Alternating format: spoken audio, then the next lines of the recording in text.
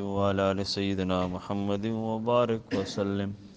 اللهم صل وسلم على النبي الأمين. اللهم صل وسلم على النبي الأمين. أعوذ بالله من الشيطان الرجيم. بسم الله الرحمن الرحيم. وقالوا كونوا هودا أو نصارى تهتدوا قل بل ملة إبراهيم حنيفا وما كان من المشركين. قولوا آمنا بالله وما أنزل إلينا وما أنزل إلى إبراهيم وإسماعيل وإسحاق ويعقوب والأسباط وما أوتي موسى وعيسى وما أوتي النبيون من ربهم لا نفرق بين أحد منهم ونحن له مسلمون. صدق الله العظيم. سبحانك لا علم لنا إلا ما علمتنا إنك أنت العليم الحكيم. د دین مخکې دا خبره تیره شوه چې جناب ابراهیم علیه السلام او یعقوب علیه السلام خپل اولاد نه اخیری وخت کې دا تپوس وکړو چې زمانه پس به د چا عبادت کوي. ناغي ټول ورته په یک زبان سره ووی چې د الله وحده لا شریک عبادت وکړو،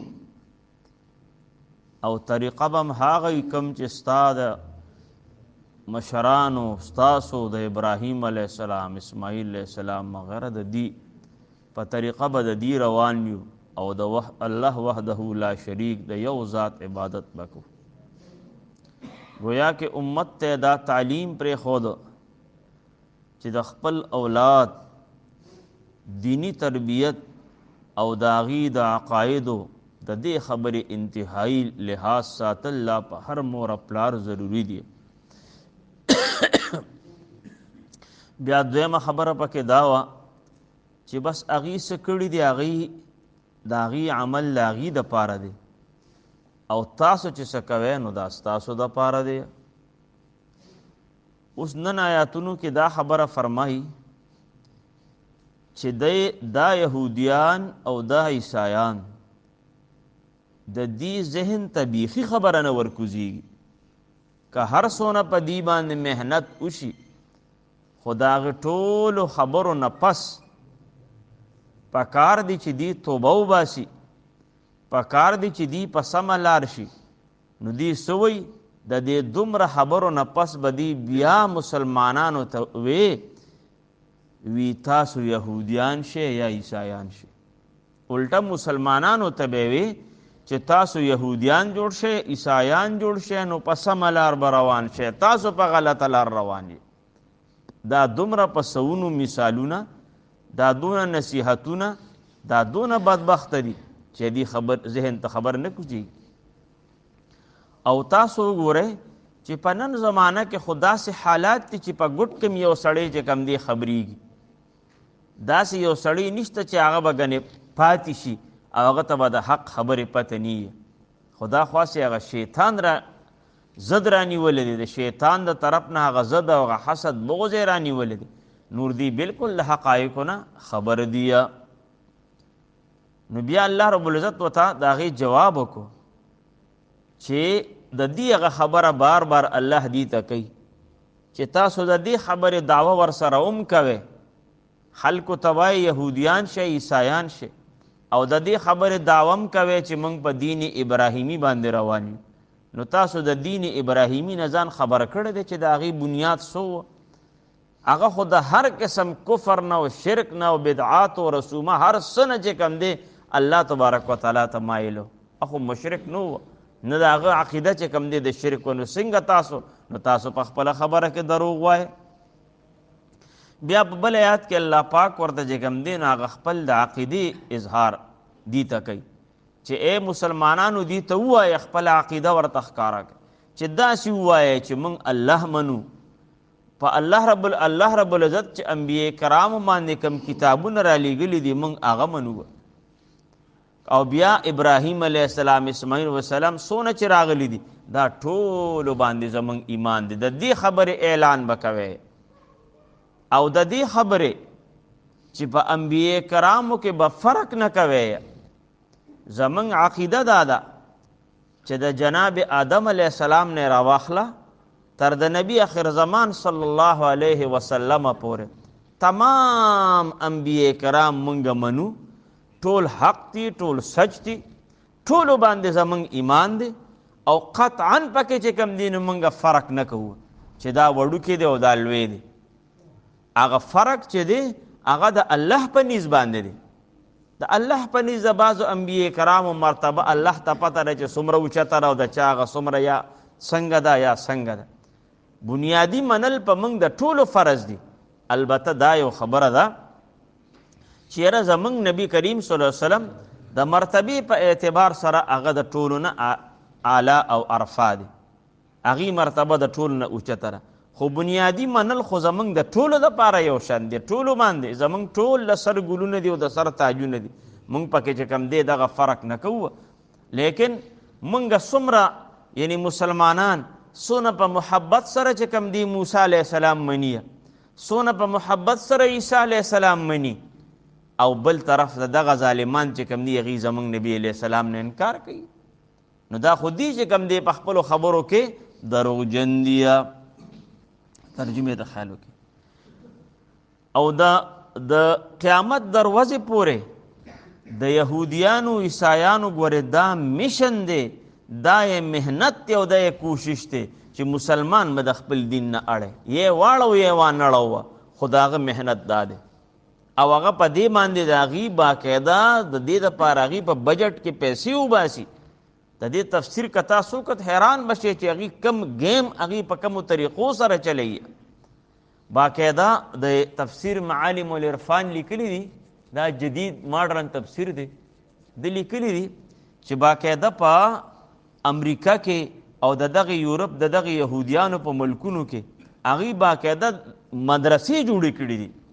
هغې مدرسو کې هغې باقاعده د قرآن د حدیثو د فقه تعلیم خپلو کسانو ته ورکوي، خو پوره سندونه ورته ورکوي او بیا د هغې نه پسې د مسلمانانو په ملکونو کې خورئ او بیا پې د هغې په لهجه کې او د هغې په دین کې چې کوم دی هغې باندې په دین کې اعتراضات کوي او بېلارې کوي او ګمراه کوي. ګوره دونه بدبخته دي چې دونه کړو کوي او بیا هم چې کوم دی د الله د دین مخالفت کې کوي، د الله د دین د دشمنۍ دپاره کې دومره هغې محنت کوي.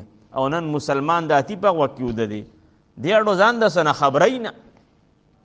هغه مفسر لیکلی دي چې ډېر د افسوس دا خبره دی چې کله سلطنت عثمانیه ختم شو، خلافت عثمانیه ختم شو او بیا یهودو یو میشن شروع کړ چې هغې اسرائیل چې کوم دی دغه ځای کې د اسرائیلو سټیټ یې قایمه وه او د اما و ترکما یهودیان یې راوستل او دغه ځای کې آباد کول او هغې هلته چې کوم دی ځمکې اخیستل شروع کړل. وی دغه ټایم کې مسلمانان چې کوم دی هغې په خپلو عیاشو کې مبتلا وه.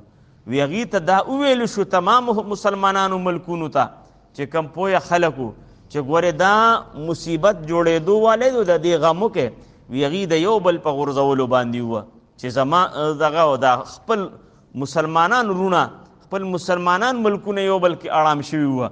نو حقه خبره ده چې هغې وی چې ډیوایډډ اینډ رول، دی خپل منځ کې لړاو حکومت کرو. نو هغې دی مسلمانان په خپل غم اخته وه چې کله هغې ښه سټیبل شو، هغې ښه برابر شو، نو دی وی داسې چلو شو. اوس هغه اسرائیل دی چې ټول عرب ته په اور کې ولاړ دي، ټول عرب ته په مصیبت اخته دي.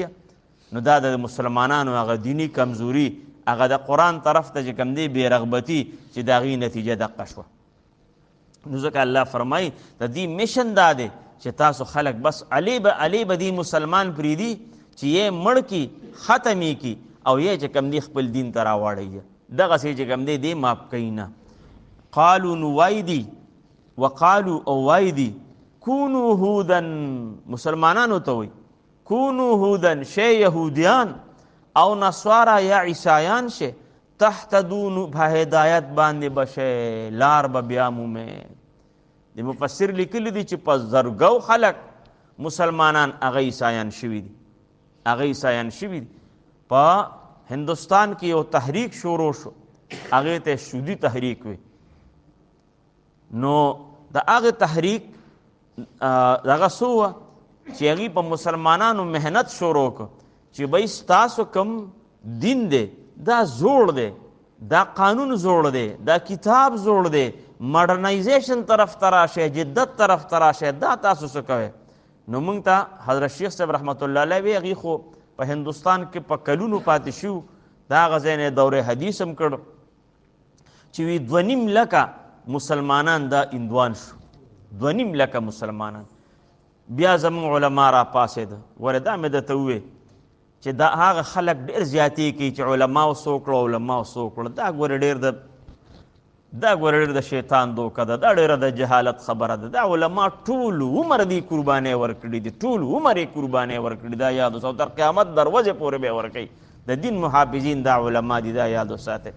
نو دا علما را پاسېدو، یو محنت یې شروع کو اله په قلاره شو چې هغه 2.5 لکه خلک چې مرتدیان شوي هغې واپس مسلمانان.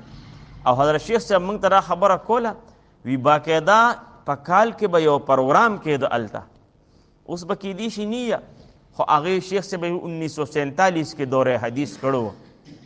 وی د اندوانو به دا زنانه خپلې راویستې، یو جلوس غونته به جوړو، جلوس غونته به، او هغه زنانه چې د دنیا څونه کریمونه او پوډرې و نه به یې په هغې باندې ورمګلي وو. ډېر بې انتها به یې هغه زنانه خشته کړې وي او ښایسته جامې او میکاپونه او څه ډېر زیاته. او یو جلوس به روانو، نو هغه جلوس کې به وي دا آواز کېده چې شدی ہو جاؤ پسند کرو، یعنی اندوشه. نو لاس کېده چې کومه زنانه باندې لاس کېدی بس هغه بسته. نو حضرت شیخ صاحب وی چې ډېر مسلمانان چې کوم دی باقاعده وي زمونږ د تجربې دا خبره وه چې ډېر مسلمانان هغوی به وي داسې لږ بار غاړو ته ووتو، پوه به شو چې دلته داسې خپل خلک نشته. وي باقاعده د هغې هغه مشرانو سره ملو شو چې بس زه هندو کېږم، او وي بس هغې کې به ول هغوی ورته وایي چې زه کومه جنۍ دې خوښه ده هغه بوزه. دا د دین سره تعلق کمزوري شي که نه، چې د دین سره تعلق مضبوطي هغه به دا خبرې وکړي، هغه به دا سوچ هم را نشي. خو چې کله د انسان د دین سره تعلق کمزوري شي نو یقینو که څوک پرویزیان کیږي، څوک شیعګان کیږي، څوک کم طرف ته، خو چې کم طرف ته قاضیانان کیږي، خو چې پیسه کم طرف ته. زمونږ سکول ته یو سړی راغلو، مشر سړی، هغه سړی هسې بس زما د طبیعت ته پرېنوت، په نظر مې ښه رانغی. ما وی یاره چې څه وجه ده دا سړی زما په نظر داسې بس مشر سړی او سپین ګیری، خو په طبیعت مې ښه ونه لګېده. نو ما ته ملګرو ویل وي د سره تا داسې ډېر دغه مغه ونه کوي، بس وي مه یاره بس پته نه لګي نو څه ویمه چې. نو هغې راته بیا خبر وي ستا دغه صحیح دی. مې څنګه؟ وي دا د ظالم بچی قاضیانې شوی دی، وي دا قاضیانې شوی دی. نو بیا هغه سړي وي زما مخکې نه وي، هغه ملګرو راته وي، ځکه چې زما به د سپینه سیوا بیا بدي شو. نو هغه وي ماله یو بنګله په ایبټ آباد کې ده، یو بنګله مې په مري کې ده، نو یو 3 زامن یو، خو وي د زامنو د لاسه په اور کې ولاړې. ما وی که خیري والعذاب الاخرت اکبر، مې دا د دنیا اور دی خو د آخرت اور به که خیري د دین هم سیوا دی. مې هغه ورته د دین هم سیوا دی، زامن یې داسې په نالتو او داسې کمسل چې نشم میلی. مې دا به عذاب دی درته خدای نور هم سیوا کړي، ځکه چې دا تاسې کړي دي. مې ته خو واجب القتل تا نه خو سر هغه ملګرو ته مې بیا وی مې ده باندې لاړې توکې، مې ده باندې څه کوې لرې کوې، مې ده روکوې. ما هغه زامن هم بله د سکوله لرې کړو، بس ومې شړل، بس ټول مې لرې کوې روکوې. مې دا په سر په سترګو موږ بد لګي. نو دا هغه دومره حده پورې، ځکه چې هلته حضرت فرمایي لکل امة فتنه و فتنة امتي المال، د هر څیز دپاره یو فتنه شته، او زما د امت فتنه چې ده نو دا مال ده. بس مال ته به دې نه ټینګېږي، په مال باندې به هر څه کوي. او تاسو وګورئ دا کم حال دی، دا کم حال دی. نن سبا خو داسې حال راغی چې د انسان دا مرګ دونه اسان شوی دی چې په 10 روپۍ هم خلک مرګ کوي او درېد دومره، ځکه چې هلته د خدای هغه یره دړه نوتې ده. نو الله فرمایي قل فرمایي حبیبه بل ملت ابراهیما، بلکې مونږ پیروي کوو د دین د ابراهیم علیه السلام، حنیفا چې هغه مایل او د هر دین باطل نه دین حق ته. حنیف چې کوم دی، حنیف د دې یو لغوي معنا ده، یو اصطلاحي معنا ده. لغوي هغه ته وایي چې د هغې ټکي خپل ذاتي معنا هغې ته لغوي معنا وایي چې لغت ډکشنرۍ ته وایي، او اصطلاحي دې ته وایي چې د هغه ټکي معنا په عوامو کې کومه مشهوره وي نو هغې ته اصطلاحي وایي. نو د حنیف اصطلاحي معنا دا ده چې هغه اوښ ته وایي، حنیف هغه اوښ ته وایي چې د هغه خپه کې کوږوالی او په د پتلو کې هغه داسې یو طرف ته کوږي، پتلو کې یو طرف ته مستقل کوږي، او احنف هم ورته وایي. نو دلته چې کوم دی د الله رب العزت چې کوم دی د دین ابراهیمي دپاره لفظ د حنیف استعمال که د ابراهیم علیه السلام دپاره چې دی حنیفو، څه مراد دی؟ یعنی دی د هر دین نه چې کوم دی داسې د الله دین ته مایل و چې بلکل اړو دغه پکې نه راته، اړو فرق پکې نه راته. هر وخت کې د الله څنګه چې یو کوږ اوښ هر وخت یو طرف ته مایل، دغسې ابراهیم علیه السلام د الله وحدانیت طرف ته، حقانیت طرف ته او حق دین طرف ته هر وخت مایل و، هېڅ قسم فرق پکې نه راته. نو ای یهودیانو عیسایانو، تاسو خو د الله د دین دشمنان یې، تاسو خو د الله د دین مخالف یې او تابعداري د دعوا د ابراهیم علیه السلام کوئ. وما کان من المشرکین، او نو هغه د مشرکانو نه. قولو ووایه آمنا بالله چې مونږ ایمان راوړی دی په الله باندې، مونږ ایمان راوړی دی په الله باندې.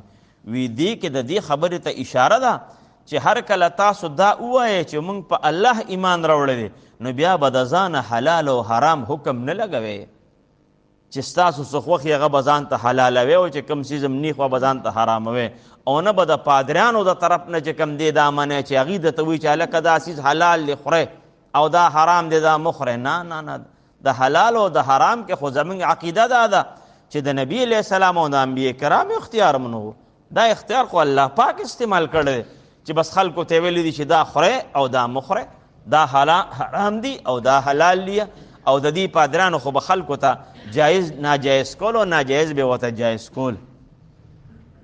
نو قولو دا عقیده اوس بیانوي چې داسې اعلان وکړئ چې آمنا بالله، مونږ ایمان راوړی دی په الله باندې، وما او په هغه کتابونو باندې، په هغه کتاب باندې انزل الینا چې نازل کړي شوي دي مونږ ته، چې کوم راغلی دي د الله تعالی د طرف نه کتابونه راغلی دي، صحایف راغلی دي، په هغې بلکل زموږ د ټولو ایمان.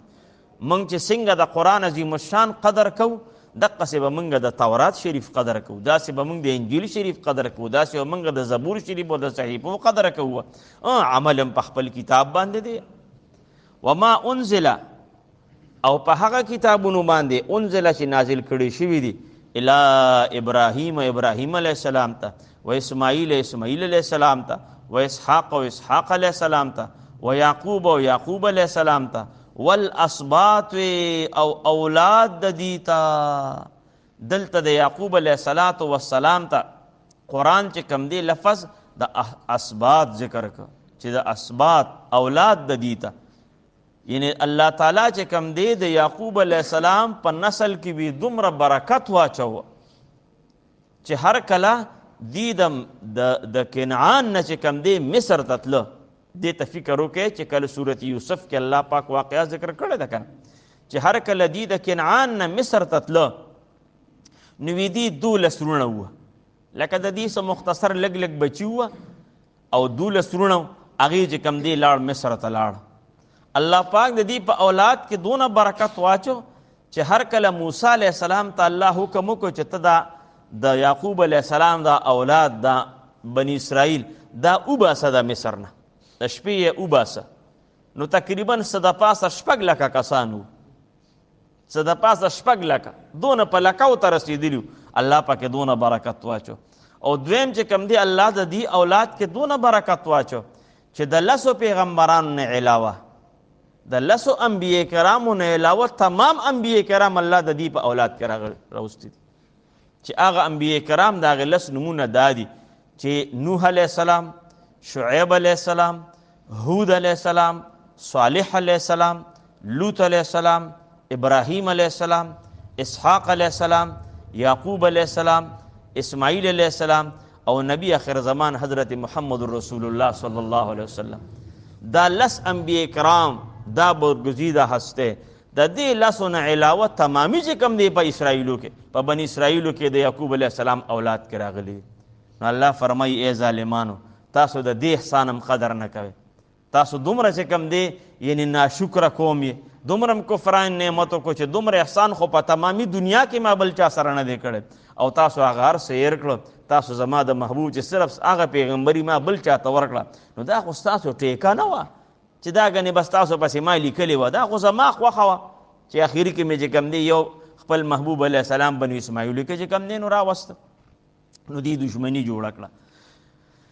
وما اوتیا او په هغې باندې زمونږ ووایه چې زمونږ ایمان دی، اوتیا چې ورکړی شوي دي موسی علیه السلام ته و عیسی علیه السلام ته، وما او په هغې باندې هم اوتی النبیون چې ورکړی شوي دي نور انبیاء کرامو ته، که هغه موږ ته پته ده او که پته نه ده، خو چې کوم احکامات پیغمبرانو ته راغلي دي زموږ په ایمان دی، موږ یې په سر سترګو منو. من ربهم د طرفه د رب د دینه، لا نفرق بین احد منهم، موږ هیڅ فرق نه کوو په منځ د یو کس د دوی کې، انبیاء کرامو کې موږ فرق نه کوو چې دا منو او دا نه منو او دا ټیک دی او دا نه ټیک دی، اعوذ بالله موږ ټول منو. ونحن له مسلمون او موږ دی الله لره تابعدار یو. نو دی ورته عقیده بیان کړه چې دا عقیده د کامیابی ده، په دې طرف باندې روان شي. اعوذ بالله من الشیطان الرجیم. بسم الله الرحمن الرحیم. قالوا وایدی کونو هودن شی تاسو یهودیان او نصوارا یا عیسایان، تهتدون تاسو به په سمه لار روان شئ. قلو فرمایته حبیبا بلکې پیروي کوو مونږه ملت ابراهیم حنیفا، د دین د ابراهیم علیه السلام حنیفا چې مایل او د هر دین باطل نه دین حق ته، وما کان من المشرکین او نو هغه د مشرکانو نه. قولو داسې ووایئ آمنا بالله، مونږ ایمان راوړی دی په الله باندې، وما او په هغه څه باندې انزل الینا چې نازل کړي شوي دي مونږ ته، وما او په هغې باندې انزله چې نازل کړي شوي دي الی ابراهیم جناب ابراهیم علیه السلام ته، و اسماعیل او اسماعیل علیه السلام ته، و اسحاق او اسحاق علیه السلام ته، و یعقوب او یعقوب علیه السلام ته، والاسباط اولاد د دوی ته. وما او په هغې باندې اوتیا چې ورکړی شوي دي موسی علیه السلام ته، و عیسی او عیسی علیه السلام ته. دی ورته ښکاره ځکه ذکر کړه چې دی د دې د تابعدارۍ اعلان کوي که نه، چې یهودیان وایي موږ موسی علیه السلام پسې روان یو، عیسیان وایي موږ عیسی علیه السلام پسې روان، حالانکه دواړه دروغ ځکه وایي چې د هغې هغه فرمودات نه مني.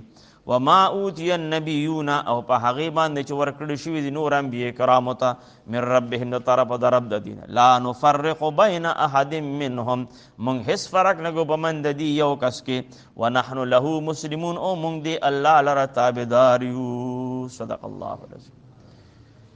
ان الله وملائکته یصلون علی النبی یا ایها الذین آمنوا صلوا علیه وسلموا تسلیما. اللهم صل علی سیدنا محمد وعلى آل سیدنا محمد وبارک. اللهم صل على سيدنا محمد وعلى اللهم آمين. الحمد لله. اللهم ارحمنا وارحمة محمد صلى الله عليه وسلم. اللهم انصرنا وانصر أمة محمد صلى الله عليه وسلم. اللهم فرج كروبنا وكروب المسلمين. اللهم اغفر لنا واغفر لمحمد. وکلی سب کور ورته پر دعا وکړه چې الله مغفرت نصیب کړي، الله ته مغفرت نصیب کړي، الله ته مغفرت کور ورته خدای پاک صبر جمیل نصیب کړي، الله احسان ورسره خدای پاک. وصلی الله تعالی. جزاک الله خدای پاکم خوشاله.